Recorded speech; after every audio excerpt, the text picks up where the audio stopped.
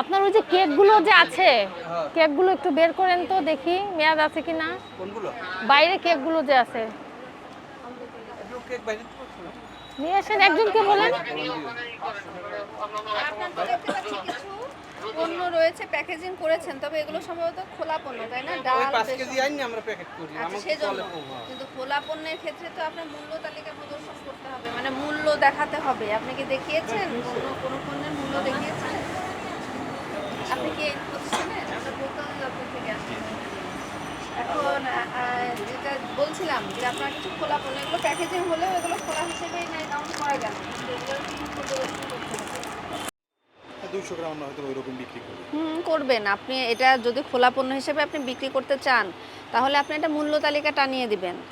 তৈরি করি এটা হোমমেডের মতোই অনেকটা। আবার এটা বিএসটি যারা আপনারা যে বললেন ওদের কাছ থেকে নেয়া। কিন্তু এখানে রেট আমরা ওইরকম উল্লেখ করা হয় না। হোমমেডের মতো অনেকটা বলার সুযোগ নাই। হ্যাঁ, এটা হোমমেড। শুনেন আমি বলি, আপনি যার কাছ থেকে নেন সে বিএসটি অনুমোদন ছাড়া কেক বানাতে পারবে না, প্রথম কথা। যদি আপনি নেন তাকে আপনি সহযোগিতা করতেছেন আইন অমান্য করতে। বিএসটি ওদের আছে, কার্ড আছে। যদি কার্ড থাকে ওনাকে এখানে মেয়াদ, মূল্য, বিএসটি সিল সহ সব কিছু দিতে হবে।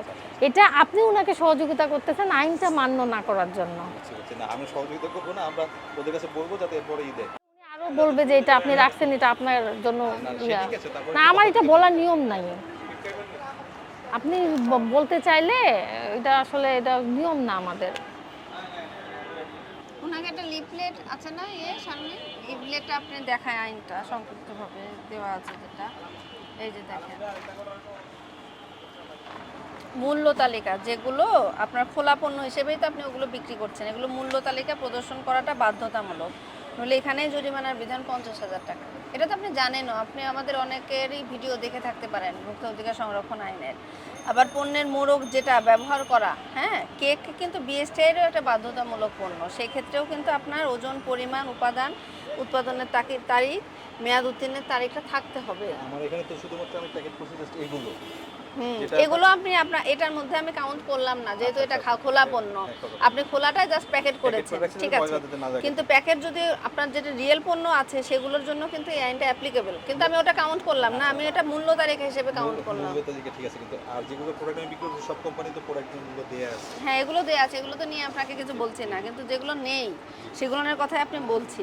এটা তো বিএসটি আর এগুলো হচ্ছে বিএসটির ম্যান্ডেটরি প্রোডাক্ট, বুঝেছেন? ওই যে কেকটা আছে না, কেক, বিস্কিট, ঘি, এগুলো সব বিএসটির বাধ্যতামূলক পণ্য, যেগুলো নিয়ে মেয়াদ থাকতে হবে। আচ্ছা, এটা হচ্ছে সুন্নাহ, ওদের একটা পেজ আছে এবং ওরা অনেক ভালো মানের একটা কোম্পানি।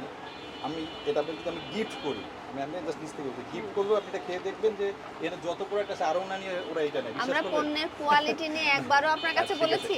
এখন পণ্যের কথা কোয়ালিটি খারাপ, এ কথা আমরা একবারও বলেছি কিনা? ঠিক আছে, আপনার কথা যুক্তি আছে, কিন্তু ব্যাপারটা হচ্ছে হয়তো ওরা এইভাবে এখনো শুরু করে না, হয়তো প্রথম দিকে ওরা আসছে, আমরা ওদেরকে একটু সাপোর্ট দিচ্ছি।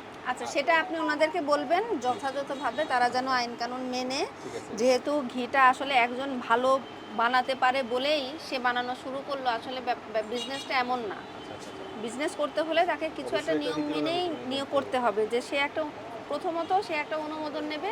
আর আমরা কেউই এক্সপার্ট না যে আমরা খেলে ভালো লাগলে সেটা আমরা ভালো পণ্য বলতে পারবো না।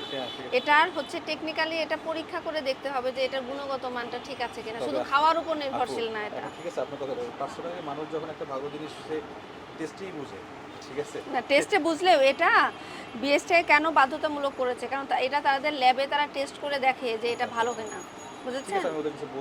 কাজ করছেন ভালো, কিন্তু আরও ভালো করা এক্সপেক্টেড, ঠিক আছে? কিন্তু দেখা যাচ্ছে যে আমাদের দুইটা আইনে ধারা লঙ্ঘন হয়েছে আমরা দেখতে পেয়েছি। তো আপনাকে সতর্কতামূলকভাবে 5,000 টাকা জরিমানা আরোপ করা হচ্ছে। এটা কমের জন্য জাস্ট আপনি একটা শিক্ষা নিন।